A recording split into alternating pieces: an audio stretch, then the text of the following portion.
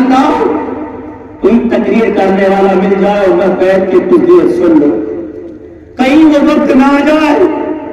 کہ تمہیں تقریروں پر پابندی لگ جائے، تمہاری مسجدوں پر پابندی لگ جائے، تمہاری اذانوں پر پابندی لگ جائے، نہ سمجھو گے تم مٹ جاؤ گے۔ اے ہندی مسلمانوں، تمہاری داستان تقدیر نہ ہوگی داستانوں میں۔ بغداد کی سرزمین کو یاد کر لے، ایک مجذوب انسان بغداد کی سرزمین پر نکلا جس کے داڑھی پر کرت و غبار اٹھا ہوا تھا، جس کے لباس پھٹا ہوا تھا۔ بغداد کی سرزمین، بغداد کا اس ٹائم یہ حال تھا کہ لوگ نمازوں سے دور تھے، لوگ عیاشی اور مکاریوں میں پڑے تھے، جگہ جگہ نوجوانوں کی ٹولی لگی ہوئی تھی اور نوجوان آپس میں گفتگو چل رہے تھے، نچنیاں ناچ رہی تھی، ایک دوسرے کے مقابلے چل رہے تھے، شادیوں میں آگ لگائی جا رہی تھی، ڈی جے اور ناچ اور تماشا اور نچنیوں کا تماشا لگا ہوا تھا۔ وہی حال کنڈیشن آج ہمارا حال ہے، شادیاں بغیر دھول گوڑے کی نہیں ہوتی، نوجوان کی شادی بغیر ڈی جے کی نہیں چلائی جاتی۔ آج دیکھ بغداد کی سرزمین پر نوجوان وہ نکلا پورا انسان مجذوب، جس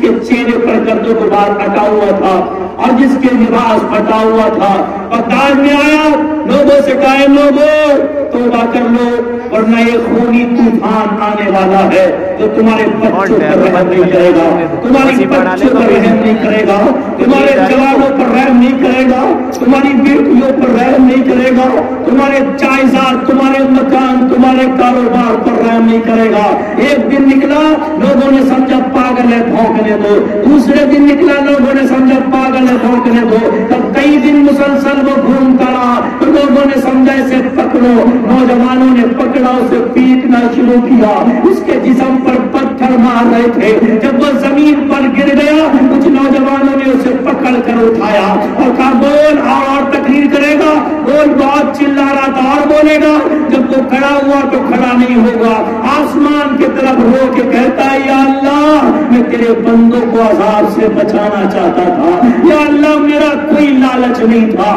مولا میں تیرے بندوں کو عذاب سے بچانا چاہتا تھا لیکن تیرے بندے راضی نہیں ہے۔ اسے نوجوانوں نے اٹھا کر جنگل میں پھینک دیا۔ تاریخ کہتی ہے پھر دوبارہ کسی نے اس مجذوب کو نہیں دیکھا۔ بغداد کی سرزمین پر پھر تاتاریوں کا لشکر آتا ہے، وہ تاتاری جنہوں نے 40,000 علماء کو کاٹ کر پھینک دیا۔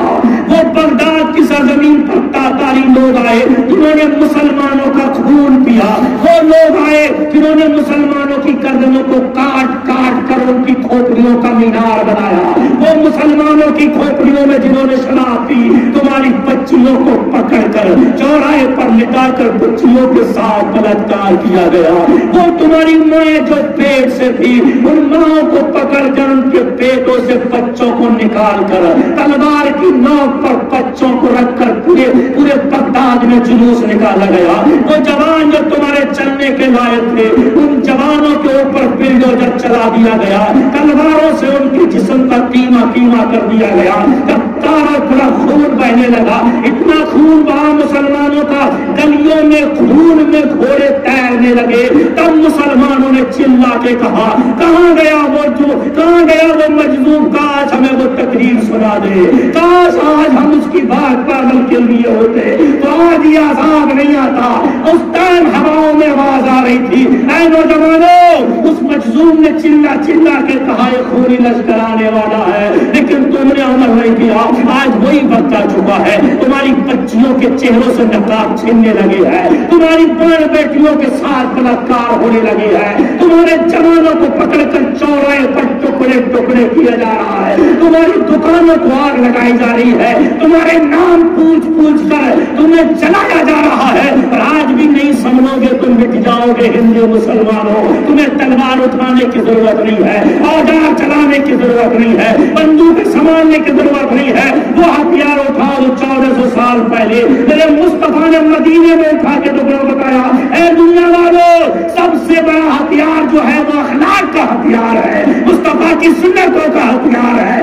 تم سروں پر ٹوپیاں سجاؤ، چہروں پر داڑیاں سجاؤ، اپنے سروں پر رب کی بارگاہ میں جھکا کر کہہ دو یا اللہ سر جھکانا میرا کام ہے، اللہ فرمائے گا کافروں کو مٹا دینا میرا کام ہے۔